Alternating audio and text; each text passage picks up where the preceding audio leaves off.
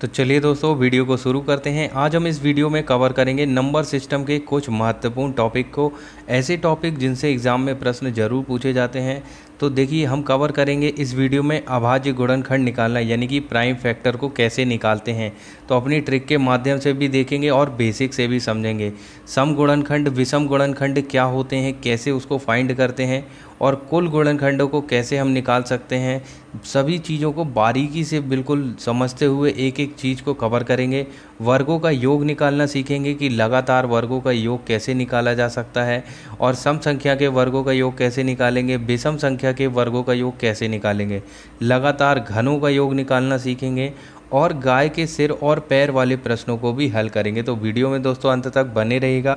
और इसके पहले हमने नंबर सिस्टम के कई भाग बना चुके हैं, बहुत ही बेसिक तरीके से उनको कवर किया हुआ है। अगर आपने उसे नहीं देखा तो डिस्क्रिप्शन बॉक्स में लिंक है, उसको भी ज़रूर देखिएगा। तो चलिए दोस्तों स्टार्ट करते हैं। उससे पहले आप वीडियो को शेयर कर दीजिए और चैनल को सब्सक्राइब कर दीजिए। तो चलिए दोस्तों एक छोटे से क्वेश्चन से हम करेंगे आज। तो यहाँ पे देखिए हमें पूछा गया है 24 के अभाज्य गुणनखंड यानी कि प्राइम फैक्टर निकालना है। कुल गुणनखंड, टोटल फैक्टर, सम फैक्टर और विषम फैक्टर हमें ज्ञात करना है। तो चलिए इसको देखते हैं। तो देखिए सबसे पहले हमें जो संख्या दी है बिल्कुल बेसिक तरीका बताने वाला हूँ। तो देखिए 24 दिया है, तो 24 के टोटल फैक्टर की हम बात करें कि कौन कौन से होने वाले हैं। तो देखिए 1 होगा, 2 से भी 24 डिवाइड हो जाएगा, 3 से भी हो जाएगा, 4 से भी हो जाएगा, 6 से भी हो जाएगा, 6 चौके 24, 8 तियाँ 24, 8 से भी जाएगा और 12 से भी जाएगा। और कोई फैक्टर हैं 24 के? हाँ, 24 खुद भी एक फैक्टर है। अब देखिए यानी कि हमारे पास 24 के टोटल फैक्टर की बात करें यानी कि कुल गुणनखंडों की बात करें, कितने हो गए? 1 2 3 4 5 6 7 8, यानी कि टोटल फैक्टर यहाँ से हमारे कितने आ गए? 8 आ चुके हैं। अब देखिए इवन फैक्टर यानी कि सम फैक्टर की बात करें तो 1 2 3 4 5 6, यानी कि 6 जो हो गए वो आपके इवन फैक्टर हो गए, सम फैक्टर हो गए। तो यहाँ से आपने देखा कि सम फैक्टर भी आपने निकाल लिया। अब विषम गुणनखंड कितने होंगे? तो देखिए 1 और 3, ये यानी कि 2 ही ऐसे गुणनखंड हैं जो विषम हैं। तो यानी कि आपने देखा कि 24 के सम फैक्टर कितने हो गए? 6 हो गए, विषम फैक्टर 2 हो गए और टोटल फैक्टर 8 हो गए। लेकिन दोस्तों हमको ऐसे नहीं करना है, बिल्कुल भी इस टाइप का नहीं करना है। तो ये सिर्फ आपको समझाने के लिए था कि कैसे हम इसमें फाइंड कर सकते हैं। अब देखिए हम जैसे करने वाले हैं उसको ध्यान से देखिएगा, बिल्कुल स्किप मत करिएगा। तो अभाज्य गुणनखंड देखिए दोस्तों, प्राइम फैक्टर, तो हमने प्राइम फैक्टर तो वहाँ पे नहीं ज्ञात किया था। तो प्राइम फैक्टर ज्ञात करने के लिए हमें क्या लिखना है? 24 और 24 के हमें फैक्टर करना है। तो सबसे पहले हम 2 से देंगे तो कितनी बार जाएगा? 12 बार। उसके बाद फिर 2 से देंगे, कितनी बार जाएगा? 6 बार जाएगा। फिर देंगे 2 से कितनी बार जाएगा? 3 बार जाएगा। और फिर 3 से देंगे 1 बार जाएगा। तो यहाँ से ये जो 4 आया यानी कि ये 4 फैक्टर आए, ये हमारे पास क्या आ गए? ये चारों प्राइम फैक्टर हो गए। दोस्तों ध्यान में रखिएगा, सबसे छोटा प्राइम फैक्टर क्या होता है? 2 होता है। तो हमारे पास 4 प्राइम फैक्टर आ गए। अब देखिए यहाँ पे जो फैक्टर आए हैं, हम 2 की पावर 3 और 3 की पावर 1 इसको लिख सकते हैं, बिल्कुल लिख सकते हैं, क्योंकि 2 की पावर 3 कितना होता है? 8, 3 की पावर होता है 1, ये 24 के बराबर होगा, 8 तियाँ 24। तो देखिए यहाँ पे अगर हम प्राइम फैक्टर की बात करें तो प्राइम फैक्टर हम कैसे निकालेंगे? जो भी पावर हमें दी है यानी कि 2 की पावर 3 है तो 3 को हम लिख देंगे इनटू जो भी पावर यहाँ पे 1 दी है उसको भी हम लिख देंगे और इनका आपस में योग कर देंगे। तो हमारे पास डायरेक्ट जो आएगा वो प्राइम फैक्टर आ जाएगा यानी कि 4, जैसे कि हम यहाँ पे निकाल चुके हैं। अब देखिए टोटल फैक्टर की बात करते हैं। तो टोटल फैक्टर हमें पता है कि 8 आए थे, 24 के हमने निकाला था। तो टोटल फैक्टर के लिए हमें कुछ नहीं करना है, जो भी पावर दी रहेगी यहाँ दोस्तों इनकी पावर से ही हम खेलेंगे, पावर में ही सारा काम करेंगे। तो जो भी पावर दी है उसमें हमें +1 करना है इनटू फिर से यहाँ 1 है पावर, इसमें भी हम +1 कर देंगे और इसको सॉल्व करने पे जितना भी आएगा वो हमारा टोटल फैक्टर होगा। तो 3 और 1 4 और ये हो जाएगा 2, 4 दूनी कितना हो जाएगा? 8। और हमने देखा कि 24 के कितने टोटल फैक्टर आए थे? वो 8 आए थे। टोटल फैक्टर में दोस्तों सम और विषम और अभाज्य दोनों आ जाते हैं, तो ध्यान में रखिएगा। और इवन फैक्टर की बात करें यानी कि सम गुणनखंडों की, तो सम गुणनखंड कितने आए थे? हमारे 6 आए थे। तो ध्यान में रखिएगा सम गुणनखंडों में क्या करना है? जो भी सम सम संख्या है, यहाँ पे देखिए 2 जो है वो सम संख्या है, तो जो भी सम संख्या की पावर होगी उसको हमें कुछ नहीं करना है, एज इट इज़ लिख देना है। उसके बाद जो विषम संख्या की पावर है उसमें हमें 1 जोड़ देना है, और इसको सॉल्व करेंगे आप दोस्तों तो आपका 6 आ जाएगा। और आपने देखा था कि हमारा जो इवन फैक्टर आया था वो 6 आया था। अब देखिए ऑड फैक्टर यानी कि विषम संख्या का क्या करना है हमें, तो विषम संख्या के लिए, ऑड फैक्टर के लिए हमें कुछ नहीं करना है दोस्तों। जो भी सम संख्या होगी और उसकी पावर होगी उसको बिल्कुल नहीं लेना है, विषम में केवल और केवल 1 प्लस कर देंगे और आपका जो है ऑड फैक्टरों की संख्या आ जाएगी 2। यानी कि 1 और 3 हमारा जैसे कि आया था ऑड फैक्टर, तो उसी प्रकार से हमने यहाँ से डायरेक्ट निकाला। तो आपने देखा कि हमने कैसे निकाला प्राइम फैक्टर को, कैसे निकाला टोटल फैक्टर को, कैसे निकाला इवन फैक्टर को और कैसे निकाला ऑड फैक्टर को। तो इस प्रकार से दोस्तों हमको अप्लाई करते हुए जाना है। और जो भी चीज़ें हमने की है वो आपके सामने यहाँ पे है, आप कॉपी और पेन लेके इसको नोट भी कर सकते हैं। तो ध्यान रखिएगा दोस्तों, आगे अगर आपको अभी समझ में नहीं आए तो आगे ऐसे क्वेश्चन आएंगे और इतनी ज़्यादा हम प्रैक्टिस कर लेंगे कि आपको एक एक चीज़ जो है वो दिमाग में बैठ जाने वाली है। तो वीडियो में अंत तक बने रहिएगा दोस्तों। बस चलिए क्वेश्चन की ओर चलते हैं। तो चलिए दोस्तों देखिए एक इजी क्वेश्चन, 39 की घात 5 के प्राइम फैक्टर ज्ञात करो। दोस्तों यहाँ मैं लिख देता हूँ कि हमें क्या ज्ञात करना है, प्राइम फैक्टर यानी कि अभाज्य गुणनखंडों की संख्या ज्ञात करना है। तो देखिए 39 के अगर हम फैक्टर करते हैं तो 13 तियाँ होता है हमारा 39, यानी कि 13 और 3 आया और इनकी पावर कितनी है 5 है। यानी कि हम लिख सकते हैं कि 13 की पावर 5 इंटू 3 की पावर 5। अब देखिए इसको हमें क्या करना है, हमने प्राइम फैक्टर कैसे निकाला था कि जो भी पावर दी रहेगी उनको हमें सिर्फ प्लस कर देना है। यानी कि प्राइम फैक्टर के लिए 5 और 5 को हमें जोड़ देना है। तो हमारा आंसर आ जाएगा टोटल प्राइम फैक्टर की संख्या कितनी होगी, 10 होगी। तो उम्मीद है दोस्तों आप ये चीज़ समझ गए होंगे। बहुत ईजी टाइप के क्वेश्चन रहते हैं ये, और इससे क्वेश्चन ज़रूर आता है दोस्तों नंबर सिस्टम में। चलिए नेक्स्ट क्वेश्चन देखते हैं। चलिए दोस्तों नेक्स्ट क्वेश्चन देखिए, दी गई संख्या के अभाज्य गुणनखंड ज्ञात करें। अब देखिए क्वेश्चन क्या है, 73 की पावर 5 इंटू 52 की पावर 6 इंटू 5 की पावर 2। ऑप्शन देखिए आपके सामने हैं 25, 26, 28 और 29। तो चलिए इसको सॉल्व करते हैं। तो सबसे पहले हमें पता है कि हम इनके गुणनखंड निकालेंगे, यानी कि इनके फैक्टरों को देखेंगे। तो 73 का कोई फैक्टर नहीं होने वाला है, तो हम इसको बिल्कुल एज इट इज़ लिख देंगे 73 की पावर 5। अब देखिए 52 है तो 52 के फैक्टर क्या होंगे, 13 और 4 होंगे, यानी कि 13 चौके होगा 52, यानी कि 1 होगा 13। और इस 4 के भी फैक्टर कर लेंगे हम, क्योंकि गुणनखंड जब हम करते हैं तो हम उस तब तक डिवाइड करते जाते हैं, तब तक भाग देते जाते हैं जब तक कि वो वैल्यू 1 ना आ जाए या छोटी से छोटी वैल्यू ना आ जाए। तो इसलिए हमने 4 के भी फैक्टर कर लिया 2 इंटू 2, और इनकी पावर कितनी है 6। दोस्तों ध्यान से समझिएगा, अब 5 के फैक्टर भी नहीं हो सकते, तो हम 5 की पावर जो है वो 2 लिख देते हैं। अब उसके बाद आपको पता है कि हमें करना क्या है। तो यहाँ पे देखिए 73 की पावर 5 हो गया, 13 की पावर हम 6 लिख सकते हैं, 2 की पावर भी 6 लिख सकते हैं क्योंकि इन सब की पावर 6 दिया है। यहाँ पे भी 2 की पावर 6 लिख सकते हैं और 5 की पावर 2 लिख सकते हैं। अब देखिए इन सब की पावर प्राइम फैक्टर के लिए हमें क्या करना पड़ता है, जो भी पावर दी गई है उनका हमें सम कर देना है। यानी कि 5 + 6 + 6 + 6 + 2। अब इनका सम करने के बाद जो भी संख्या आएगी वो इसके प्राइम फैक्टर होंगे।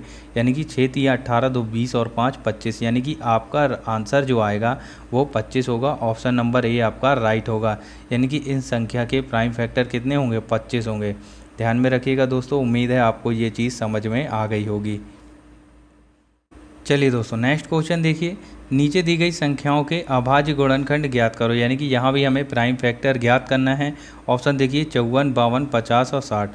अब देखिए ये 25 को हम क्या लिख सकते हैं, 5 × 5 लिख सकते हैं, और इनकी पावर 12 इंटू 10 को क्या लिख सकते हैं, 5 × 2 लिख सकते हैं। 5 × 2 = 10 होता है, और इनकी पावर 7। और 14 को हम लिख सकते हैं क्या, 2 × 7। अब इसकी पावर कितनी दी है, 7। अब देखिए दोस्तों आपका आंसर आ गया है। 5 की पावर कितना हो जाएगा, 12।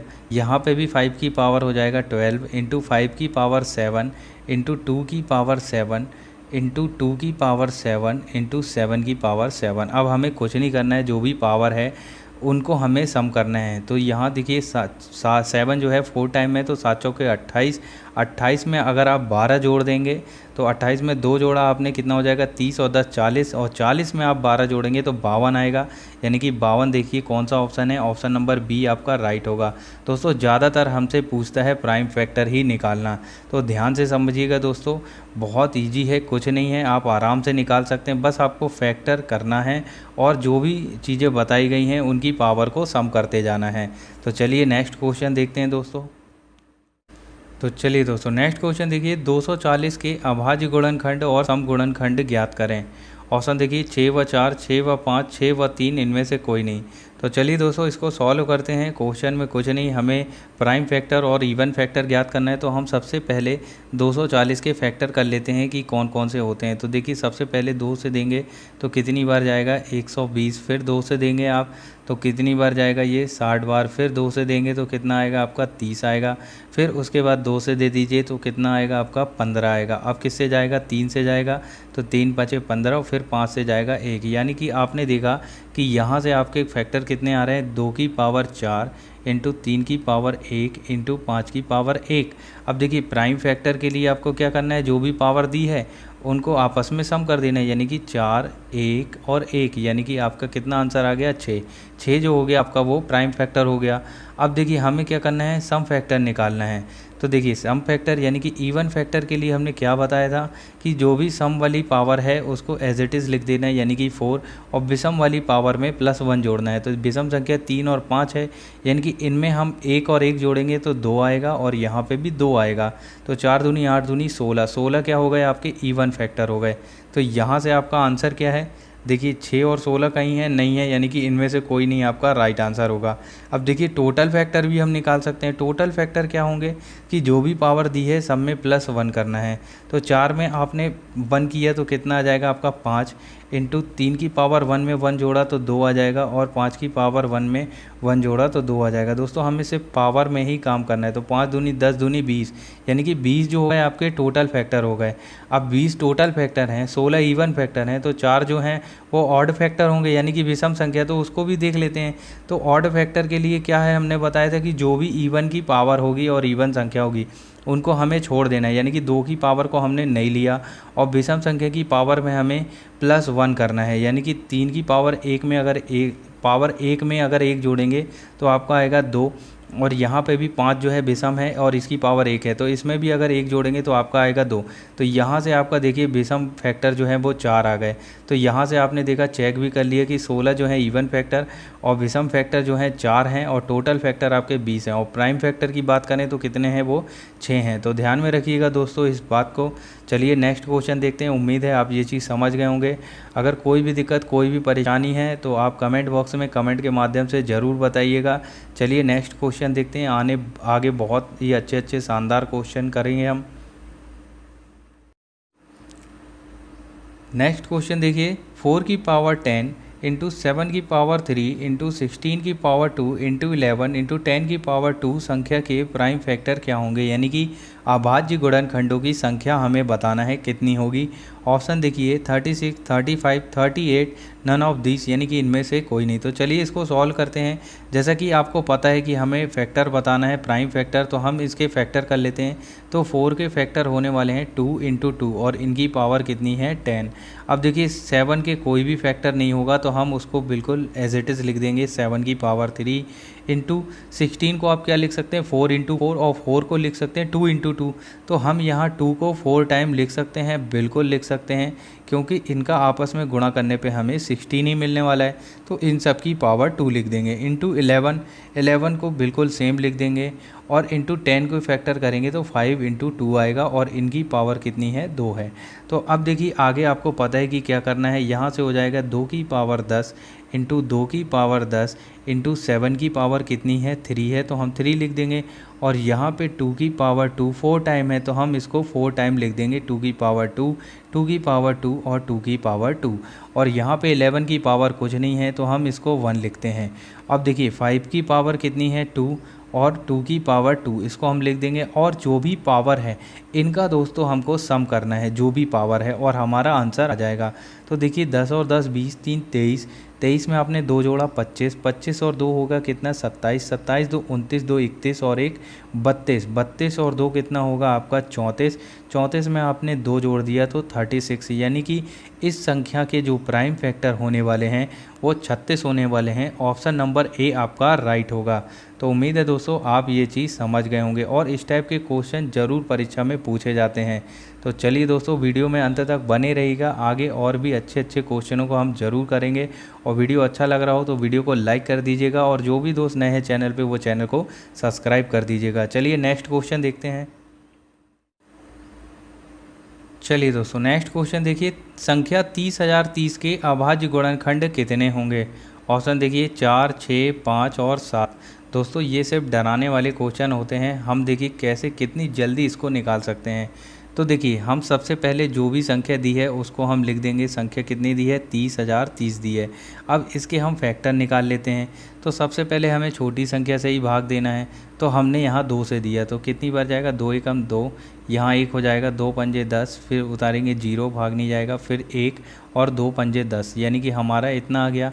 उसके बाद हम किससे देंगे 3 से देंगे, 3 पाँचे हो जाएगा 15 और फिर आपका भाग नहीं जाएगा 0 और फिर ये 1 है छोटा है तो हम यहाँ पे फिर 0 ले लेंगे और फिर कितनी बार जाएगा 3 पाँचे 15। अब देखिए अब किससे जाएगा, अब हम 5 से दे देंगे डायरेक्ट। तो 5 एकम 5, यहाँ 0 0, फिर 5 एकम 5। अब उसके बाद 1001 किससे जाएगा, आपको पता है कि ये संख्या 11 से चली जाएगी। तो अब देखिए कितनी बार जाएगा 11 नाम 99 और यहाँ 1 बचेगा, 11 एकम 11। अब देखिए फिर किससे देंगे, 13 7 91 होता है, आपको पता है 13 से दिया तो 7 बार जाएगा और फिर 7 से देंगे तो कितनी बार जाएगा 1 बार जाएगा। तो यहाँ से आपने देखा कि आपके जो प्राइम फैक्टर की संख्या आ गई वो कितनी आ गई 6 आ गई है। तो यही आपका आंसर होगा दोस्तों। और देखिए ये जो संख्याएं हैं सारी ये सभी प्राइम फैक्टर हैं, 2 है 5 है, सॉरी 2 है 3 है 5 है 11 है 13 है और 7 है, ये सभी प्राइम फैक्टर हैं। तो उम्मीद है दोस्तों आप ये चीज़ समझ गए होंगे। अब चलिए सीखते हैं कुछ नया और। तो चलिए दोस्तों अब हम सीखते हैं कि लगातार संख्याओं का वर्ग निकालना हम कैसे निकाल सकते हैं। तो देखिए आपके सामने एक संख्या है, 1 का वर्ग, 2 का वर्ग, 3 का वर्ग, 4 का वर्ग, डैश डैश डैश 80 तक का वर्ग, इनका योग हमें बताना है कि क्या होगा।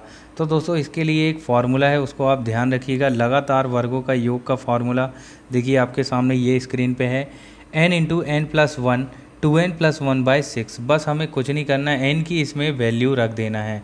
तो देखिए यहाँ पे n की वैल्यू कितनी है, तो आप बता सकते हैं ये रेगुलर सीरीज है तो यहाँ की n की वैल्यू कितनी है 80 है। तो बस कुछ नहीं हमें पुट करना है। तो यहाँ पे देखिए n इंटू एन प्लस 1 है, यानी कि 80 इंटू 80 प्लस 1 आपका कितना हो जाएगा 81 और इंटू में कितना करना है 2n प्लस 1, यानी कि 80 दूनी 160 और 161/6। बस दोस्तों यही करना है आपको और आपका आंसर आ जाएगा। अब देखिए जो भी वैल्यू कट रही है हम उसको काट देंगे। जैसे कि ये 81 कट रहा है, 3 दूनी 6, ये कटेगा 3 दूनी 6 और यहाँ आ जाएगा 2, 3 7 21। फिर उसके बाद देखिए ये 2 से काट देंगे, अब यहाँ आ जाएगा 40। अब देखिए 40 इंटू 27 इंटू 161, जब आप इसका आपस में गुणा कर देंगे तो आपका आंसर आ जाएगा 1,73,880। उम्मीद है दोस्तों आप समझ गए होंगे। आप गुणा करके देख लीजिएगा, चेक कर लीजिएगा। अगर हम गुणा करेंगे तो वीडियो थोड़ा सा लंबा हो जाएगा। तो बस दोस्तों आप ये समझ लीजिए, आपको ये याद रखना है कि लगातार वर्गों का योग क्या होता है, n into N plus 1 into 2n plus 1/6। दोस्तों 2-3 बार आप बोलेंगे आपको याद हो जाएगा, n into N plus 1 2n plus 1/6। चलिए नेक्स्ट क्वेश्चन देखते हैं दोस्तों। दोस्तों अभी तक हमने देखा कि लगातार वर्गों का योग हम कैसे निकालते हैं। तो आप देखिए आपके सामने है लगातार घनों का योग निकालना। तो दोस्तों इसका भी एक छोटा सा फॉर्मूला है, ये रहा आपकी स्क्रीन के सामने। तो देखिए घनों का योग निकालने के लिए n इंटू एन प्लस 1/2 और इन सब का हमें वर्ग करना है। यानी कि दोस्तों मैं यहाँ पे लिख देता हूँ n इंटू एन प्लस 1/2 और इन सब का हमें क्या करना है होल स्क्वायर। ये क्या है, लगातार घनों का योग है। तो दोस्तों ध्यान में रखिएगा। अब देखिए यहाँ पे n की वैल्यू हमारी कितनी है, तो n की वैल्यू आप बता देंगे, ये एक रेगुलर सीरीज है और यहाँ पे n की वैल्यू 90 है। बस इस n की वैल्यू को इस फॉर्मूले में हमें पुट करना है, आपका आंसर आ जाएगा। तो यहाँ देखिए n लिखा हमने 90 और 90 और 1 कितना हो जाएगा आपका 91 और 91/2 और इन सब का होल स्क्वायर, यानी कि आपके पास क्या आएगा जब इसको आप काट देंगे तो यहाँ से आ जाएगा 45। तो 45 इंटू 91 की पावर 2, यानी कि इनका आपस में गुणा करने पे स्क्वायर कर देना है, जो भी वैल्यू आएगी वो आपका आंसर होगा। तो मैं दोस्तों डायरेक्ट लिख देता हूँ, आप चेक कर लीजिएगा 16, 76, 90, 25। दोस्तों यही आपका आंसर आने वाला है। तो आप समझ गए होंगे कि लगातार घनों का योग कैसे निकालना है, n इंटू एन प्लस 1/2 का होल स्क्वायर, और लगातार वर्गों का योग कैसे निकालना है, तो n इंटू एन प्लस 1 और 2n प्लस 1/6 ये होगा लगातार वर्गों का योग। तो ये छोटी सी चीज़ है दोस्तों, ध्यान में रखिएगा। अब दोस्तों अगर कोई छोटा मोटा क्वेश्चन होगा तो आप उसको ऐसे ही कर देंगे, तो ध्यान में रखिएगा दोस्तों, सारी चीज़ें इंपॉर्टेंट है। नंबर सिस्टम थोड़ा लंबा है और इनसे प्रश्न जरूर एक एक नंबर के आ जाते हैं। इसके पहले भी दोस्तों हमने नंबर सिस्टम के कई भाग अपलोड कर चुके हैं, जैसे कि शून्यों की संख्या ज्ञात करना, यूनिट डिजिट ज्ञात करना, प्राइम फैक्टर अभी हमने किया, अभी सीखा, और दोस्तों कई चीज़ें हमने बता चुके हैं कि कैसे हम निकाल सकते हैं। तो बहुत ही बेसिक तरीके से, अगर आपने उनको नहीं देखा तो डिस्क्रिप्शन में लिंक है, उसको ज़रूर देखिएगा। वर्ग निकालना, घनमूल निकालना, सारी ट्रिकें हमने कवर की है। तो चलिए दोस्तों फिलहाल नेक्स्ट क्वेश्चन की ओर चलते हैं। ये दोस्तों नेक्स्ट क्वेश्चन देखिए, 15 की पावर 3 प्लस 16 की पावर 3 प्लस 17 की पावर 3 डैश डैश डैश 60 की पावर 3 तक का योग हमें ज्ञात करना है। अब देखिए दोस्तों, ये एक रेगुलर सीरीज नहीं है और यहाँ पे हमें 15 से लेके 60 तक के घनों का योग ज्ञात करना है। तो सबसे पहले हम इसको सॉल्व करने के लिए हम इसको रेगुलर सीरीज बनाते हैं। तो देखिए इसको हम लिख सकते हैं 1 की पावर 3 प्लस 2 की power 3 plus dash dash dash dash 60 तक का हम योग निकाल लेते हैं।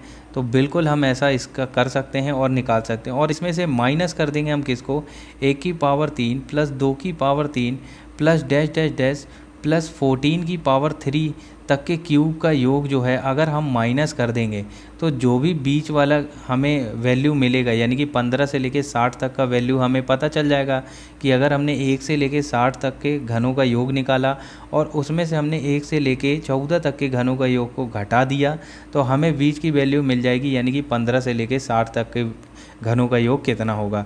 तो चलिए सॉल्व करते हैं। तो इसके लिए आपको पता है कि लगातार घनों का योग हम कैसे निकालते हैं, तो उसका फॉर्मूला क्या है, n इंटू एन प्लस 1/2 और इन सब का होल स्क्वायर। ये है लगातार घनों का योग निकालना। तो बस हमें कुछ नहीं करना है, यहाँ n की वैल्यू ही पुट करना है।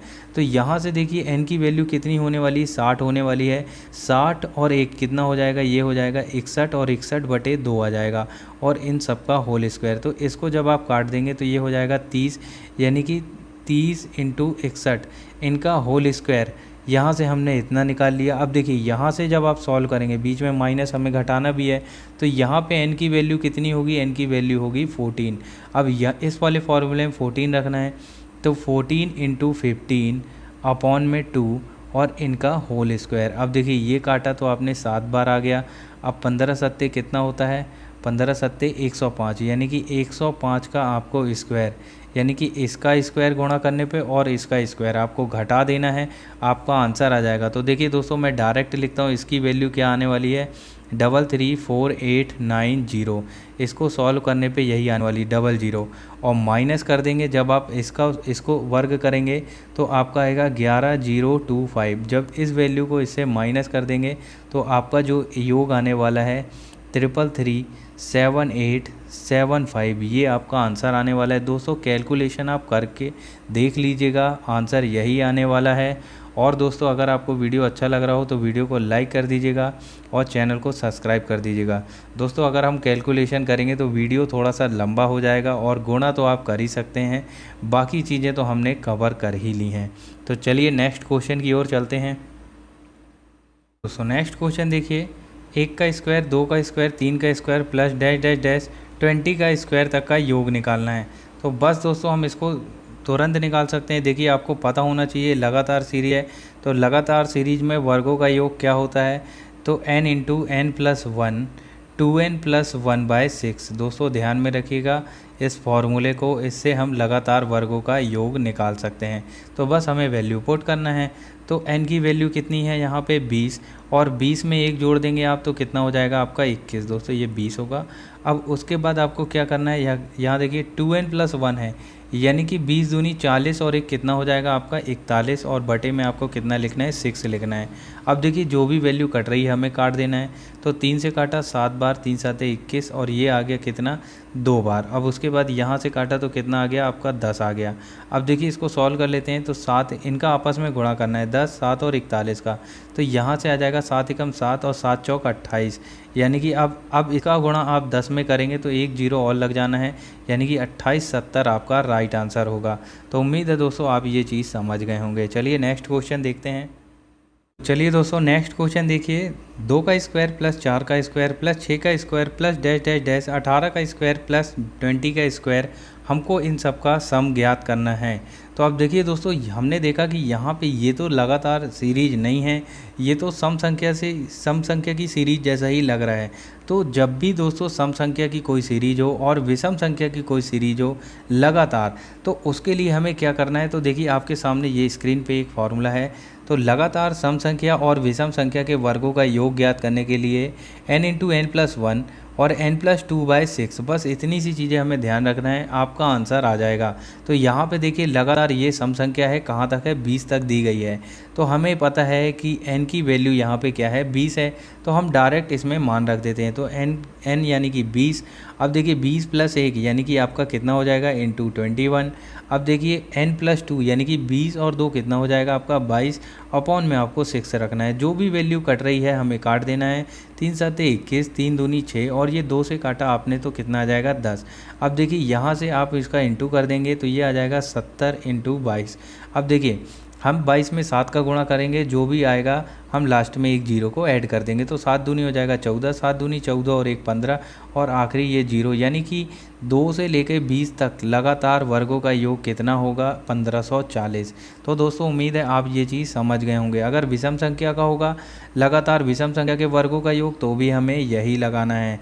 तो दोस्तों ध्यान में रखिएगा, लगातार वर्गों का योग, लगातार घनों का योग, और लगातार सम संख्या के वर्गों का योग, और लगातार विषम संख्या के वर्गों का योग, सब में थोड़ा सा अलग फॉर्मूले को यूज करना है। तो यहाँ पे सम और विषम के लिए n × n+1 और n+2/6 करना है। और लगातार बात करें कि वर्गों का योग क्या है, तो n × n+1 और 2n+1/6, ये हमको याद रखना है। तो ये लगातार वर्गों का योग हो जाएगा। और घनों का योग का क्या बताया था हमने, n × n+1/2 और इन सब का होल स्क्वायर। तो ये लगातार घनों का योग हो जाएगा।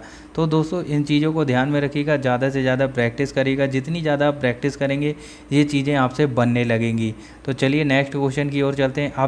अब दोस्तों जो क्वेश्चन आने वाले हैं उस टाइप के क्वेश्चन ज़रूर परीक्षा में पूछे जाते हैं। यदि हमें 1 का स्क्वायर, 2 का स्क्वायर प्लस 3 का square dash dash dash plus 20 तक का स्क्वायर का योग 2870 दिया हो, और हमसे पूछे कि 2 का स्क्वायर, 4 का स्क्वायर प्लस 6 का square dash dash dash plus 40 तक का स्क्वायर का मान ज्ञात करना हो। यानी कि दोस्तों हमें 1 से लेके 20 तक का स्क्वायर की वैल्यू दी है, और हमसे पूछ लिया है 2 का स्क्वायर, 4 का स्क्वायर प्लस 40 तक के स्क्वायर का मान क्या होगा। तो चलिए दोस्तों सॉल्व करते हैं, और ये बहुत इंपॉर्टेंट क्वेश्चन है, ये प्रश्न डायरेक्ट आता है। तो चलिए देखिए इसको कैसे सॉल्व करते हैं।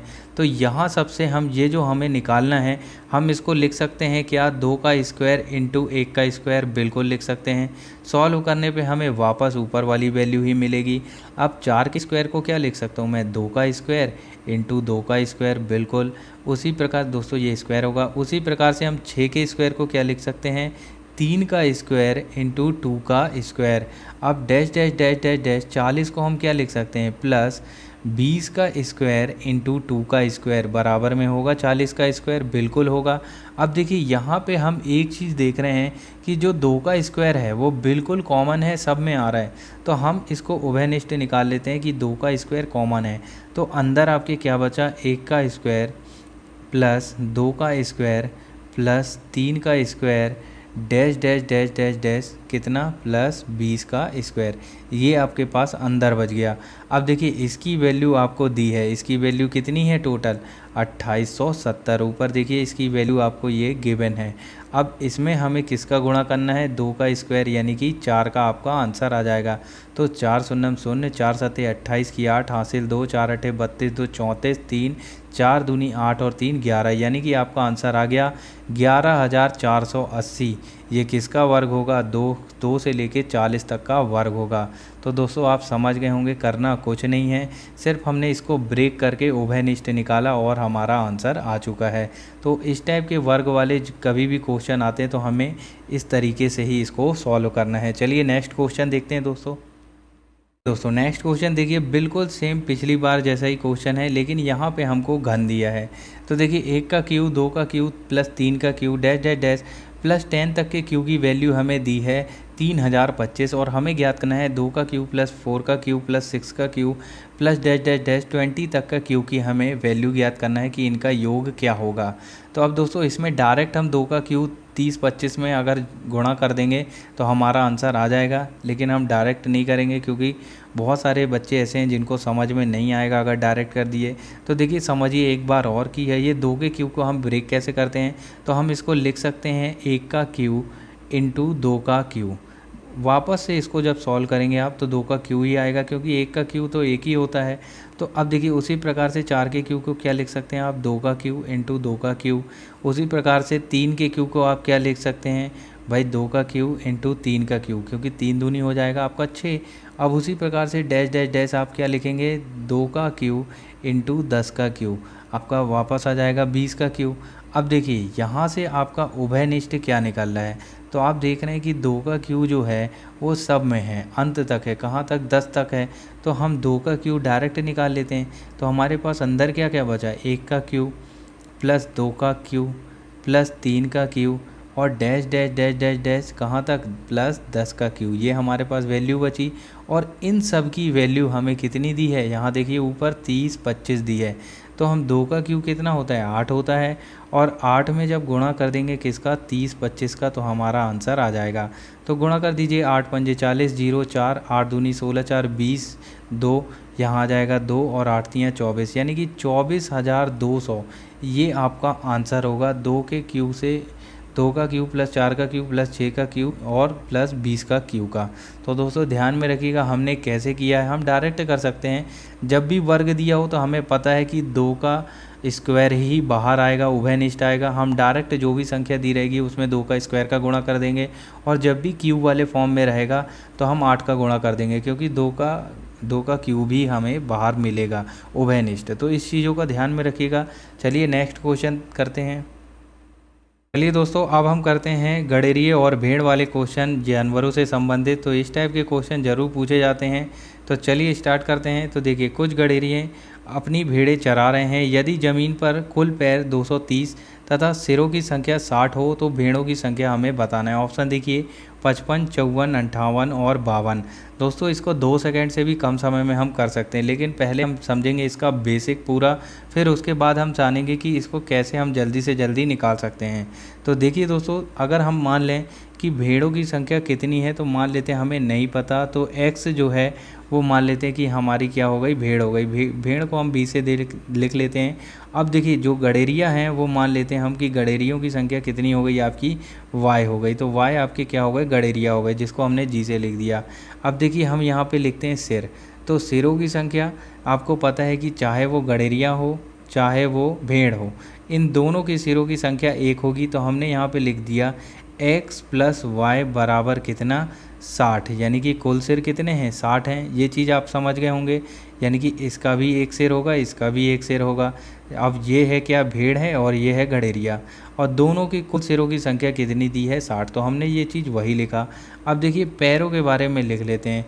तो हमें पता है कि भाई भेड़ के कितने पैर होते हैं, 4 पैर होते हैं, 4x। गडेरिए के कितने पैर होते हैं, 2 पैर होते हैं, 2y। और कुल पैरों की संख्या कितनी दी है, 230 दी है। तो ये चीज़ भी आप समझ गए होंगे। अब देखिए इक्वेशन को इक्वलिटी करने के लिए, यानी कि बराबर करने के लिए हम क्या करते हैं, आपस में इनका गुणा कर देते हैं। यानी कि यहाँ पे हम 4 का गुणा करेंगे और यहाँ पे हम करेंगे 1 का गुणा। तब हमारी क्या इक्वेशन बनती है।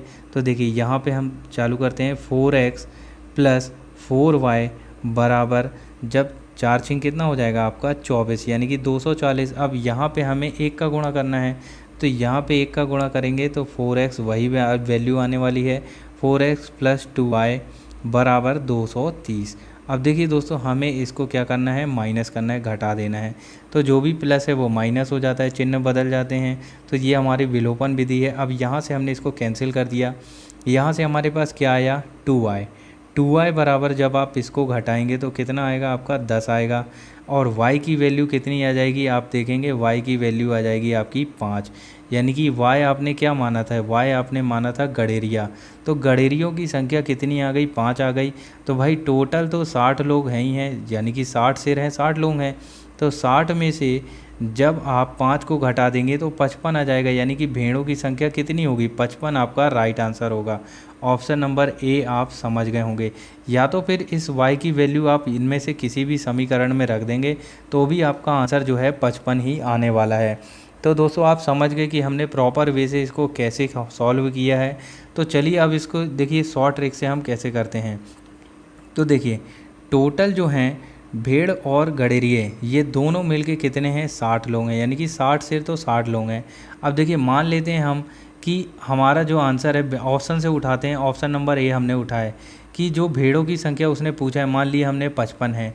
तो अब देखिए पैरों की संख्या कितनी दी है, 230 दी है। अब देखिए भेड़ कितने हैं, टोटल ये पैर हैं दोस्तों, टोटल पैर हैं। तो भेड़ हमने 55 माना, तो भेड़ों के पैर कितने होते हैं, 4 होते हैं। तो 55 में हम 4 का गुणा करेंगे तो देखिए 50 चौके कितना हो जाएगा, 200 हो जाएगा, और 5 चौके 20, यानी कि 220 पैर हो गए किसके, अकेली भेड़ लोगों के हो गए। 55 हमने माना है, डायरेक्ट ऑप्शन से लिया। तो जब 55 भेड़ हो गई तो 5 जो होंगे गडेरिया होंगे, और गडेरियों के पैर कितने होते हैं, 2 होते हैं भाई, चरवाहा होता है वो।